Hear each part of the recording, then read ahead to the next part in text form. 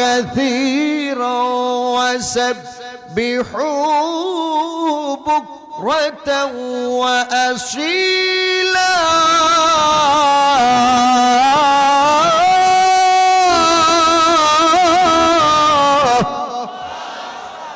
আল্লাহ পাক বলেন, হে ঈমানদারগণ, নরনারীগণ, তোমরা মাওলা পাকের জিকির বেশি বেশি করে, আরো যারা বলেন বেশি বেশি করে, সকাল সন্ধ্যা বেশি করো। আচ্ছা, এই জিকির কি আল্লাহ পাক আপনাদের পুরুষদেরকে করতে বলছেন, নাকি নারীদেরও জিকির করা প্রয়োজন আছে? জিকির করা প্রয়োজন আছে। এর জন্য মা বোনদেরকে বলবো, আপনারা ঘুম থেকে উঠে ফজরের নামাজ পড়ে কাজকর্ম শুরু করার আগে আপনারাও ধ্যান খেলের সাথে তাসবিহ নিয়ে সকাল সন্ধ্যা মালিকের জিকির করবেন। সহজে আমল বলি, 100 বার দুরূদ শরীফ, 100 বার ইস্তেগফার, এরপরে সুবহানাল্লাহ, আলহামদুলিল্লাহ, ওয়ালা ইলাহা ইল্লাল্লাহু, আল্লাহু আকবার 300 বার। এটা সকালবেলার সন্ধ্যার সময় এই আমল করবেন। আল্লাহর ফজলে যারা এই আমল জারি রাখবে, তাদের মৃত্যুর সময় অটোমেটিকলি আল্লাহ তাআলা তাদের জবানে কলেমা জারি করে দিবে। জোরে কোন সুবহানাল্লাহ। কলেমা কি হবে? আপনারা একটা জিনিস খেয়াল করছেন, যেই ব্যক্তি সারাদিন রিক্সা চালায়, ঘুমের ঘরেও সে দেখে এই রিক্সা চালাইতেছে। কথা বলেন ঠিক কি ঠিক না? যেই ব্যক্তি সারাদিন ব্যবসা বাণিজ্য করে, ঘুমের ঘরেও সে দেখে যে ব্যবসা বাণিজ্য করছেন কে?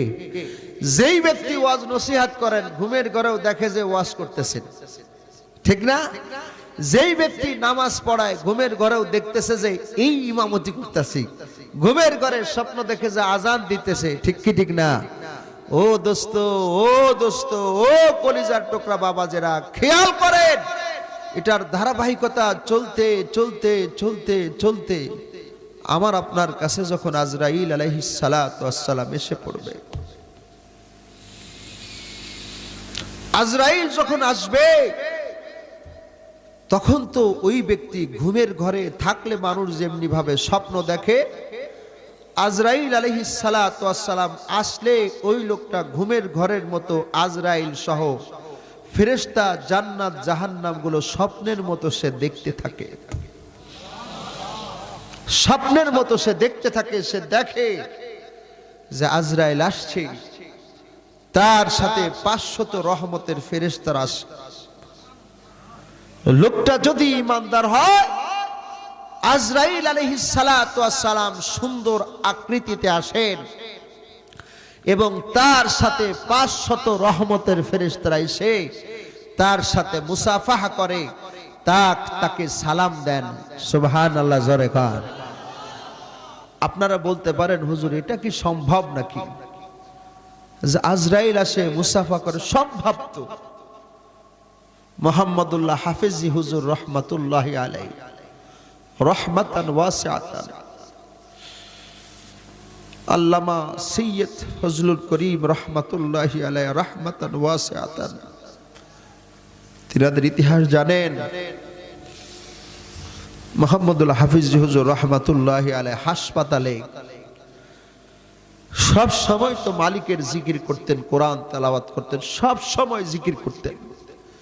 এই সমস্ত আকাবিরিন যখন বাথরুমে যাইতেন, তো জিকির করতে করতে জবানটা এমনি ভাবে চালু ছিল যে বাথরুমে গেলেও জবানে জিকির বার হয়ে যাইত। এই জন্য বাথরুমে যে দাঁত দিয়া জিহ্বাটারে জোর করে কামড় দিয়ে ধরে রাখতেন, জিহ্বা কেটে যেত।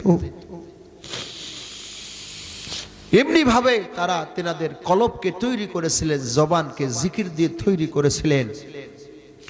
মুহাম্মদুল্লাহ হাফেজ হুজুর রহমাতুল্লাহি আলাইহির কথা শোনাইতেছিলাম যে হাসপাতালের ভিতরে উনি আছে, ওনার মৃত্যুর সময় যখন সন্নিকটে হাসপাতালের ভিতরে মুরিদ মুত্তাকিন ছেলে সন্তানরা আছে, উনি বলতেছে সবাই বাইর হয়ে যাও, সবাই বাইর হয়ে যাও, দরজা লাগায়া দাও।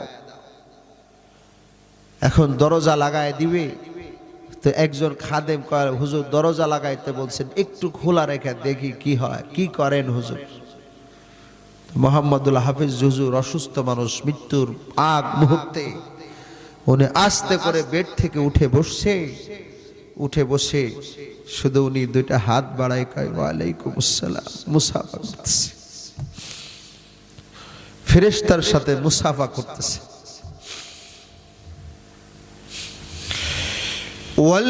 ওয়াল্লাযীনা আমানু আশাদ্দু হুব্বান লিল্লাহ।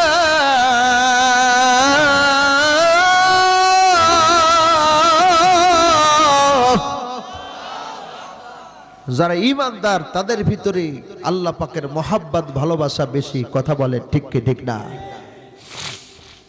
তাহলে জিকির শব্দের অর্থ এখানে মহাগ্রন্থ আল কোরআন। কি মহাগ্রন্থ আল কোরআন? এ দোস্ত বাবারা, সারা জীবন আমরা এই মহাগ্রন্থ আল কোরআন, মহাগ্রন্থ আল কোরআন, এই মহাগ্রন্থ আল কোরআন, এখানে লেখা আছে ইন্নাহু লাকুরআনুন কারীম। আর কোন কোন কোরআন শরীফের উপর আছে কোরআনুম মাজিদ লেখা থাকে। কথা বলেন ঠিক কি ঠিক না? পৃথিবীর সমস্ত কোরআন কিতাব হচ্ছে কিতাবুল্লাহ, আল্লাহর কিতাব, কিন্তু মহাগ্রন্থ আল কোরআন হচ্ছে কালামুল্লাহ। এটা কি? আর জোরে বলেন, এটা কি? কালামুল্লাহ, কিতাবুল্লাহ, কালামুল্লাহ। মহাগ্রন্থ আল কোরআনকে দুনিয়ার কোন বইয়ের সাথে তুলনা করা যাবে না। আর একটু জোরে বলেন ঠিক কি ঠিক না? মহাগ্রন্থ আল কোরআনের তুলনা পৃথিবীর কোন ধর্মীয় গ্রন্থ নয়, পৃথিবীর কোন গ্রন্থের সাথে হতে পারে না। কথা বলেন ঠিক কি ঠিক না? বড় পরিতাপের বিষয়, এই ওয়াজের ময়দানে কিছু পণ্ডিত এসেছে যাদের না আছে কোরআনের ইলম, না আছে শরফের ইলম, না আছে নাহবুর ইলম, না আছে বালাগাত ফাসাহাতের ইলম, না আছে তাফসীরের বিদ্যা। এরা হয়তো কয়েকটি কথা বলে কোন একটা কারণে তারা ভাইরাল হয়ে এই ওয়াজের ময়দানে বসে তারা এমন উল্টা পাল্টা শুরু করেছে যে মহাগ্রন্থ আল কোরআনের সাথেও চরম ভাবে বেয়াদবি শুরু করছে। কথা বলেন ঠিক কি ঠিক না? তার ভিতরে একজন পণ্ডিত তাহা মোহাম্মদ আদনান, নাকি আদনান, আবু তাহা মোহাম্মদ আদনান, এটা পণ্ডিত। এই পণ্ডিত না জানে কোরআন, না জানে হাদিস, বাংলা ওয়াজ করে। কিসের ওয়াজ করে? আরে তুই বাংলা ওয়াজ করিস, কর। আপনারা তার ভক্ত থাকতে পারেন, কথাটা একটু গুরুত্ব সহকারে বুঝতে হবে। আমার কথা ভুল হলে আপনারা পরে ধরবেন। আমি কি মহাগ্রন্থ আল কোরআনটা বাম হাতে নিয়ে নাচাইতে পারি এভাবে? আর বলতে পারি যে এটা কি, এটা বই, এটা বই। আপনাদের সন্তানরা বই পড়ে এইভাবে। আপনাদের সন্তানরা যে বই পড়ছে, এই বই মুখস্থ করছে, মুখস্থ করে লাভ কি? নাউজুবিল্লাহ, জোরে কোন। আপনার এখানে যারা আছেন অনেকে কোরআনে কারীম তেলাওয়াত করতে পারেন, কিন্তু কোরআনে কারীমের অর্থ বুঝেন? তো এই সমস্ত মেসেজ দেওয়ার অর্থ কি? এই বই, নাউজুবিল্লাহ, জোরে কোন, এই বই সম্বোধন করেছে। এই বই, আপনাদের বাচ্চারা এই বই পড়ে, বই বুঝে না, লাভ কি? নাউজুবিল্লাহ, জোরে কোন। লাভ নাই মানে কিচ্ছু বোঝা লাগবে না। যেই ব্যক্তি কোরআনে কারীমের একটা হরফ বিনা ওযুতে পড়বে, সাথে সাথেই তার আমলনামার ভিতরে 10টা নেকি লেখা হবে। আর যেই ব্যক্তি ওযু সহকারে পবিত্র কোরআনের এই গ্রন্থের একটি হরফ পড়বে, আল্লাহ পাক তার আমলনামায় 25 নেকি দান করবে। নামাজের ভিতর যে ব্যক্তি বৈশা বৈশা কোরআনে কারীমের একটা হরফ পড়বে, 50 নেকি আল্লাহ পাক তাকে দান করবে। নামাজের ভিতরে দাঁড়িয়ে দাঁড়িয়ে যে মহাগ্রন্থ আল কোরআনের, মহাগ্রন্থ আল কোরআনের একটি হরফ পাঠ করবে, আল্লাহ পাক 100 নেকি তার আমলনামায় দান করবে। জোরে কান সুবহানাল্লাহ।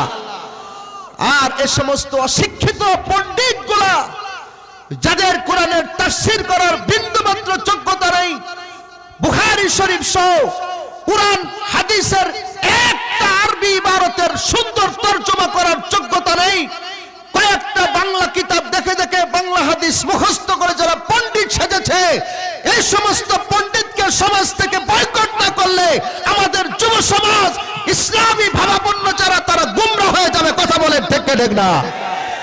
ওরা গুমরাহ হয়ে যাবে। কারণ এদের মিষ্টি মিষ্টি কথা শুনে শুনে যুবকগুলো তাদের দিকে ধাবিত হয়ে তাদের এই সমস্ত প্রপাগান্ডা, এরকম ভাবে ইসলামের ভিতরে যেই কথাগুলো নাই, মুসলমানদের সাথে যেই কথাগুলো সামঞ্জস্যপূর্ণ নাই, এ সমস্ত বক্তব্য দিয়ে সমাজের ভিতর বিশৃঙ্খলা সৃষ্টি করবে। কথা বলেন ঠিক কি ঠিক না? ইতিমধ্যেই আপনারা ফেসবুক ইউটিউবে দেখছেন তার ব্যাপারে সমালোচনার ঝড় চলছে। কথা বলেন ঠিক কি ঠিক না? এ সমস্ত পণ্ডিতদেরকে দাওয়াত দিবেন না কখনো। আমি আগেই বলেছি আমাদের বক্তাদেরকে দাওয়াত দেওয়া দরকার নাই। দাওয়াত দিবেন যারা শাইখুল হাদিস, যারা মুহাদ্দিস, যারা কোরআন হাদিসের গভীর সার নির্দেশ তাদের ভিতর আছে, তাদেরকে দাওয়াত দিবেন। আরে কথা বলেন ঠিক কি ঠিক না? আজকে বড় বড় শাইখুল হাদিস, বড় বড় মুহাদ্দিস, বড় বড় ফকিহ, বড় বড় মুফতির মূল্যায়ন বাংলার জমিনে কম। কথা বলেন ঠিক কি ঠিক না? বড় বড় শাইখুল হাদিসের মূল্য আজকে আপনাদের কাছে নাই, কিন্তু একজন সুন্দর করে কণ্ঠ দিয়ে বলতে পারে, কণ্ঠ তো আল্লাহর দান। কথা বলেন ঠিক ঠিক না? এটাকে অস্বীকার করা যাবে না। তাদেরকে আপনারা দাওয়াত দিয়ে মাথায় উঠান। আর শাইখুল হাদিসের নামটা আপনি দেন সবার নিচেই। আর যে বুখারী শরীফের একটা হাদিসের তরজমা পড়াইতে পারে না, তার নামটা আপনারা বড় করে হেডিং এ দেন। লজ্জা করেন আপনাদের? শাইখুল হাদিসের নামটা দিবেন বড় করে, এরপর বক্তা সাহেবের নামটা দিবেন। বুঝেন নাই কথা? আলেমের কদর করেন। আলেম যদি এই দেশে না থাকে, দিন মিটে যাবে। কথা বলেন ঠিক কি ঠিক না? ইসলাম মিটে যাবে। আলেম ওলামা যতদিন এই বাংলার জমিনে থাকবে, ততদিন ইসলাম থাকবে। মাদ্রাসা বাংলার জমিনে যতদিন থাকবে, ইসলাম থাকবে। পৃথিবী কিয়ামত হবে না। জোরে বলেন ঠিক কি ঠিক না?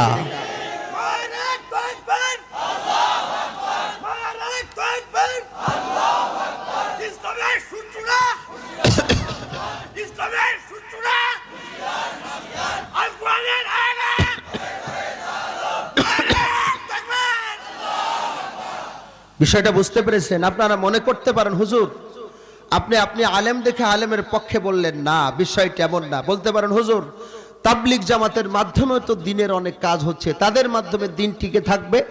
চরমোনাওয়ালাদের মাধ্যমে তো দিনের অনেক কাজ হচ্ছে, তাদের মাঝে দিন টিকে থাকবে। বিষয়টি ভুল। কথা বলেন ঠিক কি ঠিক না? একজন বিয়াই বাড়িতে গেছেন দাওয়াত খাওয়ার জন্য, দাওয়াত খাওয়াইছে সুন্দর করে, মুরগির গোশত দিয়ে খানা খাওয়াইছে।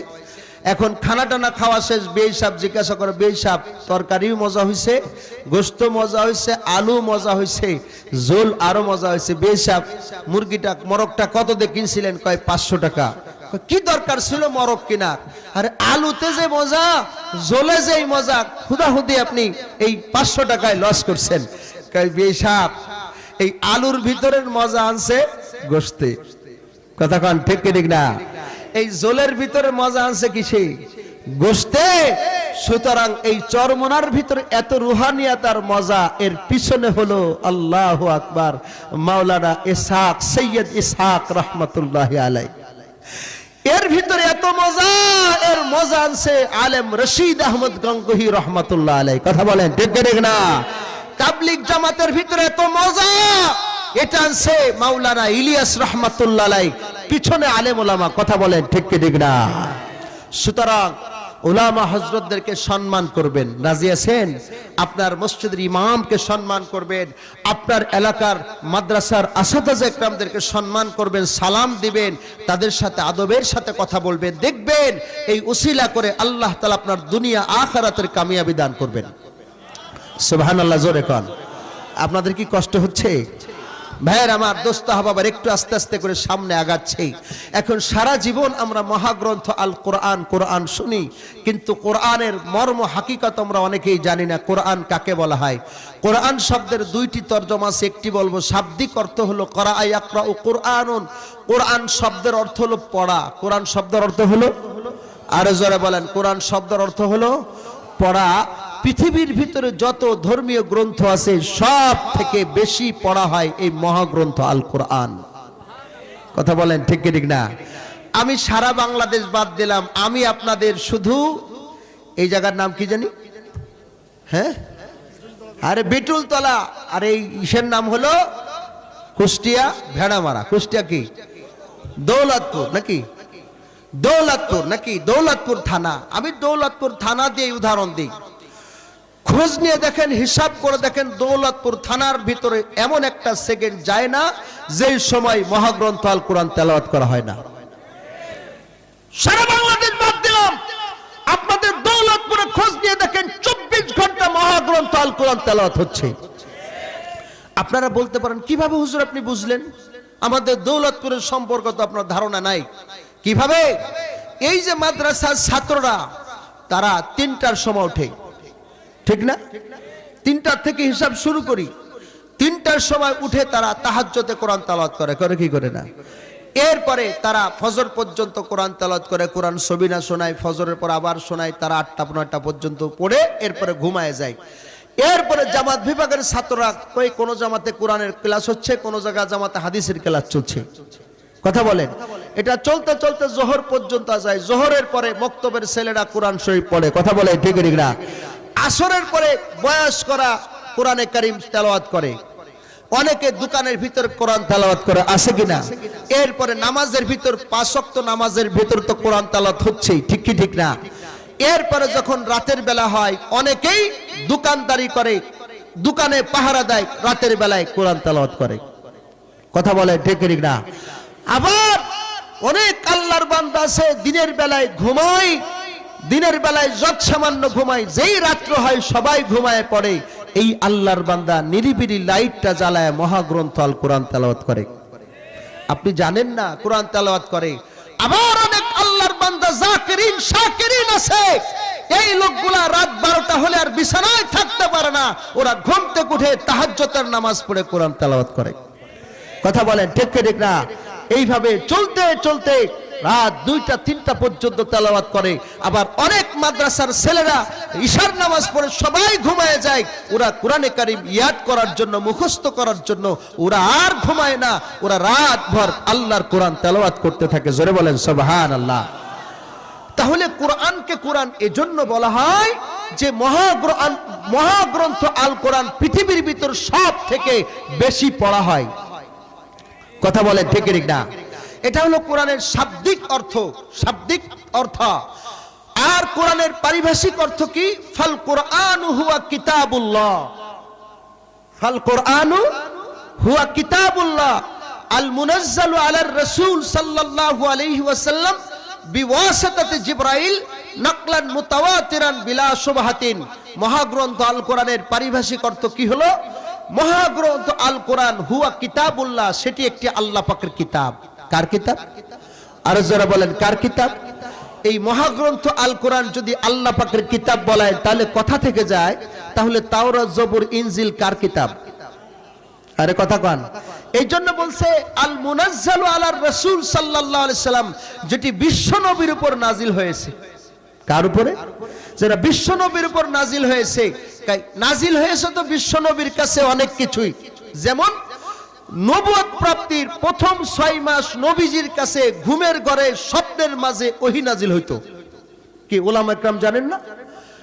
নবুয়ত প্রাপ্তির প্রথম 6 মাস নবীজির কাছে ওহী নাজিল হতো, স্বপ্নের মাঝে ঘুমের ঘরে নাজিল হতো। তাহলে কি সেটাকে কোরআন বলা হবে? নো। এই জন্য বলা হয়েছে বিওয়াসাতাতি জিবরাইল, জিবরাইল আলাইহিস সালাতু ওয়াস সালামের মাধ্যমে যেটা নাজিল হয়েছে। সুবহানাল্লাহ, জোরে বলেন। নাকলান মুতাওয়াতিরান বিলা শুবহাতিন, ধারাবাহিকভাবে 23 বছর ধরে অল্প অল্প করে যেটি নাজিল হয়েছে সেটিকে মহাগ্রন্থ আল কোরআন বলে। যেই কোরআনের ভিতর কোনো সন্দেহ, আর জোরে কোন সন্দেহ, এটা হলো কোরআনুল কারীমের শাব্দিক অর্থ আপনাদেরকে শোনাইলাম। এবার আসুন, এই মহাগ্রন্থ আল কোরআনের ভিতর কোনো সন্দেহ আছে? আর জোরে বলেন সন্দেহ আছে? এই মহাগ্রন্থ আল কোরআনের ভুল ধরবার জন্য পৃথিবীর অনেকেই চেষ্টা করেছিল।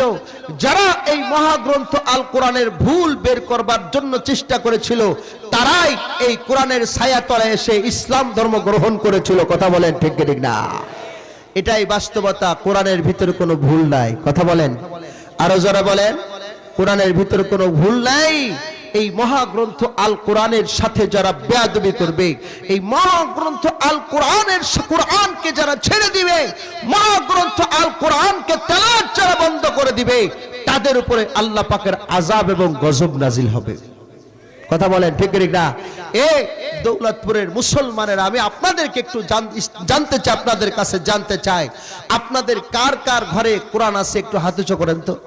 কাদের ঘরে আল্লাহ পাকের কোরআন আছে? নারে তাকবীর, নারে তাকবীর, নারে তাকবীর। আমাদের সবার ঘরে কি আছে? মহাগ্রন্থ আল কোরআন আছে। এই জন্য খুশি না বেজার? আলহামদুলিল্লাহ বলেন, আলহামদুলিল্লাহ বলেন। এবার হাত নামান। আচ্ছা, আজকে সকালবেলা কোরআন শরীফ পড়ছেন কে কে? হাত উঁচু করেন। ওই যে তাল বেলেম আছে ওখানে, ওরা হাত উঁচু করছে, আর এখানে কয়েকজন, তাও মনে হয় তাল বেলেম। হাত নামান। বড় দুঃখ এবং পরিতাপের বিষয় হচ্ছে অনেকের ঘরে কোরআন শরীফ আছে। ওই যে 10 বছর আগে দাদা মরছে, তখন একবার কোরআনে কারীম বের করেছিল, আবার অপেক্ষা করছে কখন বাবাই মরে। কথা বলেন ঠিক না? বাবা যখন আবার মরবে, তখন এই মহাগ্রন্থ আল কোরআন খুলে একটু পড়ে আবার কোরআনকে বাইন্ডিং করে রাখবে। কোরআন কি এভাবে বেঁধে রাখার জন্য? আর একটু জোরে বলে, কোরআন কি বেঁধে রাখার জন্য? না, কোরআনকে বেঁধে রাখার জন্য নয়। কোরআনে কারীম ঘরের ভিতর থাকবে তেলাওয়াত করার জন্য। কথা বলেন ঠিক না? আপনি তেলাওয়াত করতে না পারলেও মহাগ্রন্থ আল কোরআন খুলে কোরআনের উপর হাত বুলান, আল্লাহ পাক খুশি হবে। কথা বলেন ঠিক না? কোরআন তেলাওয়াতের নেকি আল্লাহ পাক দান করবে। আল্লামা ইকবাল তিনি বহু দেশে সফর করেছিলেন, ইংরেজদের দেশে সফর করেছিলেন, মুসলিম বিশ্বের বিভিন্ন বড় বড় দেশে সফর করেছে। আল্লামা ইকবাল তিনি এই কথা বলেছেন, হে মুসলিমেরা শোনো, যে সমস্ত দেশে শত শত বছর ধরে মুসলমানরা রাজত্ব করেছিল, সেই সমস্ত দেশ আজকে খ্রিস্টানদের করতলগত হয়ে গেছে। খ্রিস্টানরা সেই সমস্ত দেশকে দখল করে নিয়েছে। কারণ কি? সেই দেশের ভিতরে ইলম ছিল তা না, ইলম ছিল না তা না, সেই দেশের ভিতরে জ্ঞান বিজ্ঞানের কোনো অভাব ছিল না, শিক্ষিত মানুষের অভাব ছিল না। যেই দেশের ভিতরে মানুষ তর্ক বিতর্ক করত, কুরআন হাদিসের জ্ঞান নিয়ে তর্ক বিতর্ক লিপ্ত থাকত, কিন্তু সেই দেশের মুসলমানেরা মহাগ্রন্থ আল কোরআন তেলাওয়াত ছেড়ে দিয়েছিল। যেই কারণে আল্লাহ পাক রব্বুল আলামিন সেই দেশের মুসলমানদের ঈমান দুর্বল করে তাদেরকে কাফের বেঈমান খ্রিস্টানদের কাছে পরাজিত করে দিয়েছিল। ঠিক ঠিক নজরে কান। এ মুসলমানেরা, আজকে মায়ানমারের মুসলমানেরা এইভাবে নির্যাতিত হলো, তাদের এরকম ভাবে মেয়েগুলোর স্তন কেটে কেটে ফুটবল তারা বানালো, ছোট্ট ছোট্ট বাচ্চাগুলোকে জবে করে তাদের কল্লা নিয়ে খেলা করলো। আজকে কেন হলো মায়ানমারের মুসলমানের এই অবস্থা? কারণ হলো সেই দেশে ইলম কালাম যা ছিল তারা মহাগ্রন্থ আল কোরআন তেলাওয়াত বন্ধ করে দিয়েছিল। কথা বলেন ঠিক ঠিক না? আজকে বড় আফসোস আর পরিতাপের সাথে বলতে হয়, এক সময় আপনাদের দৌলতপুর আশেপাশে গ্রামে খোঁজ খবর নিয়ে দেখেন, মুরব্বী বাবাজিরা ফজরের নামাজ পড়ে বাসার ভিতরে সে চশমা পরে এরকম ভাবে বারান্দার ভিতর বসে জানলার পাশে বসে বসে যা পারতেন কোরআনে কারীমের তেলাওয়াত করতেন। আর আজকে মুসলমানের ঘরে কোরআনে কারীমের তেলাওয়াত নাই। মুসলমানের ঘরে ফজরের পরে মোবাইলে টেলিভিশনে গান বাদ্যের আওয়াজ ভেসে আসে। এই অবস্থা যদি চলতে থাকে, আপনারা মুরব্বীরা যদি এইভাবে কোরআন ছেড়ে দেন, নামাজ ছেড়ে দেন, আপনাদের সন্তানরা কোরআন ভুলে যাবে, আপনাদের সন্তানরা নামাজ ভুলে যাবে, আপনাদের সন্তানরা দ্বীন শরীয়ত ভুলে যাবে, তারা মাদকের নেশায় লিপ্ত হবে, মুরব্বীদের সম্মান আর ইজ্জত তারা ভুলে যাবে। আসুন আমার বাবাজিরা, পিছনে আমরা অনেক ভুল করেছি, অন্যায় করেছি। ফজরের নামাজের পরে আমরা মহাগ্রন্থ আল কোরআন খুলে একটু তেলাওয়াত করব, পারবো তো ইনশাআল্লাহ? আল্লাহ তৌফিক দান করুন। জোরে বলি আমিন, আর জোরে বলি আমিন। হে দোস্ত আহবাবেরা, আপনাদের থেকে হয়তো সময় কিছুটা বেশি নিয়ে ফেলতেছি, শুনেন। মহাগ্রন্থ আল কোরআন পড়লে লাভ, সন্তানকে হাফেজে কোরআন বানাইলে লাভ, সরকারে দু আলম বলেন, মান করা আল কোরআন ও আমিলা বিমা ফি উলবিসা ওয়ালিদাহু তাজাই ইয়াউমাল কিয়ামা যাউহু আহসানু মিন যাউইশ শামসি ফি বুয়ুতিদ দুনিয়া লাউ কানাত ফিকুম ফামা যান্নুকুম বিল্লাযী আমিলা বিহাযা। সরকারে দু আলম বলে, যে ব্যক্তি কোরআন পড়লো তার মানে কোরআনের হাফেজ হইল, আমিলা বিমা ফি, কোরআন অনুযায়ী আমল করলো, উলবিসা ওয়ালিদাহু তাজাই ইয়াউমাল কিয়ামা, কিয়ামতের কঠিন ময়দানে আল্লাহ রাব্বুল আলামিন ওই হাফেজে কোরআনের আব্বা আম্মার মাথায় নূরের টুপি পরায়া দিবে। আপনার মাথায় নূরের টুপি পরায়া দিবে। এ ভাই, ও মা, আপনার মাথায় আল্লাহ পাক নূরের মুকুট পরায়া দিবে। নূরের মুকুটের পাওয়ার কেমন হবে? সরকারে দু আলম বলেন, যাউহু আহসানু মিন যাউইশ শামসি ফি বুয়ুতিদ দুনিয়া, দুনিয়ার কারো ঘরে যদি আসমানের সূর্যটা প্রবেশ করলে যেমনি ভাবে আলোকিত হবে, পুরা কিয়ামতের ময়দান সূর্যের ওই মুকুটের আলোকে পুরা কিয়ামতের ময়দান আলোকিত হয়ে যাবে। আর একটু জোরে বলেন সুবহানাল্লাহ।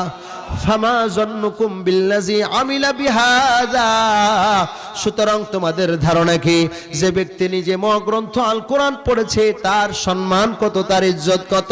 এরে ভাই, এরে বাবা, আপনি যদি আপনার সন্তানটাকে হাফেজে কোরআন বানান, আপনি যদি আপনার সন্তানটাকে আলেম বানান, আরে দুনিয়াতে লাভ, আখিরাতে লাভ। কিতাবের ভিতরে ঘটনা আসছে, একজন কাজী ইন্তেকাল করছে, কাজীর গুনাহের কারণে জাহান্নামের আসামি। ওই যে কাজীর ছোট্ট একটা বাচ্চা ছিল, এই বাচ্চাটা যখন বড় হয়েছে, বাচ্চাটা বড় হয়ে বাচ্চাটাকে যখন মাদ্রাসায় পাঠিয়েছে, মাদ্রাসার উস্তাদ বাচ্চাটাকে প্রথম সবক দিয়েছে বিসমিল্লাহির রহমানির রহিম। যেই মাত্র বাচ্চাটা পড়েছে বিসমিল্লাহির রহমানির রহিম বলার সাথে সাথেই আহকামুল হাকিমের আল্লাহ আযাবের ফেরেশতাকে ডেকে ডেকে বলে, আযাবের ফেরেশতা খবরদার, ওই যে ছোট্ট বাচ্চা কাজীর ছেলেটি পড়ে নিয়েছে বিসমিল্লাহির রহমানির রহিম, আমি আল্লাহ রহমান এবং রহিম শব্দ যখন বলে ফেলেছে, খবরদার খবরদার, ওই কাজীর আর আযাব দেওয়া যাবে না, কাজীকার শাস্তি দেওয়া যাবে না, কারণ সন্তানটি আমি আল্লাহকে বলেছে রহমান আর রহিম। এখন আমি আল্লাহ যদি এই বাচ্চার বাবার কবরে আযাব দিই, এই বাচ্চার বাবাকে আমি যদি শাস্তি দিই, তাহলে তো আমি মালিকের রহমান এবং রহিমের কোনো পরিচয় থাকে না। এজন্য বাচ্চার রহমান রহিম বলাতে আমি আল্লাহ তার জীবনের গুনাহ মাফ করে দিলাম। ভাইয়ের আমার, দোস্ত হবে না, এমনটি তো হতে হয়। মা বাবা সন্তানকে আলেম বানাইতে গিয়া নিজেরা ঠিক মতো নতুন কাপড় পরে না, ঠিক না? নিজেরা ঠিক মতো ভালো খাবার খায় না, নিজেরা ঠিক মতো ভালো পোশাক পরে না, কনকনে শীতের ভিতরে মা খালি পায়ে চলাফেরা করে, ঠিক না? কনকনে শীতের ভিতরে মা খালি পায়ে উঠান ঝাড়ু দেয়, তারপরেও নিজের সুখ শান্তির দিকে তাকায় না। বাবা নিজের সুখ শান্তির দিকে তাকায় না, তিনার সন্তানের দিকে তাকায়। এমন একটি বাস্তব ঘটনা বাংলার জমিনে ঘটছে, সেটাই আপনাদের খেদমতে বলবো। আরে বেশি দূর নয়, যে চিটাগাংয়ের ঘটনা। মা বাবা দুনিয়া থেকে বিদায় নেওয়ার পরে তিনটা সন্তানকে বাবা থাকতেই লেখাপড়া শুরু করে দিয়েছিলেন। আল্লাহু আকবার। লেখাপড়া মা কষ্ট করে সন্তানদেরকে লেখাপড়া করায়। একটা ছেলে, বড় ছেলেটা হাফেজ হয়ে মাওলানা হয়ে মুফতি পড়তেছে, সুবহানাল্লাহ। এর পরবর্তী ছেলেটা হাফেজ হয়ে মাওলানা পড়তেছে, আর একটা ছেলে হেফজো করতেছে, হেফজো শেষের পথে। আর মা বাবা ইন্তেকালের সময় গর্ভে যেই বাচ্চাটা ছিল, বাচ্চাটা এখন একটু বড় হয়েছে, ছোট্ট বাচ্চা, 3-4 বছরের ছোট্ট বাচ্চা, মার কাছে থেকেই ছোট্ট বাচ্চাটা এরকম ভাবে মার কাছেই থাকে। এই 4টা সন্তান চিটাগাংয়ের বিভিন্ন বড় বড় মাদ্রাসায় লেখাপড়া করে। মা সংসারের কাজকর্ম করে বড় কষ্ট করে বাচ্চাদেরকে লেখাপড়া করায়। একদিন মা প্রচণ্ড অসুস্থ হয়ে পড়েছে, অসুস্থ হয়ে সন্তানদেরকে বিভিন্ন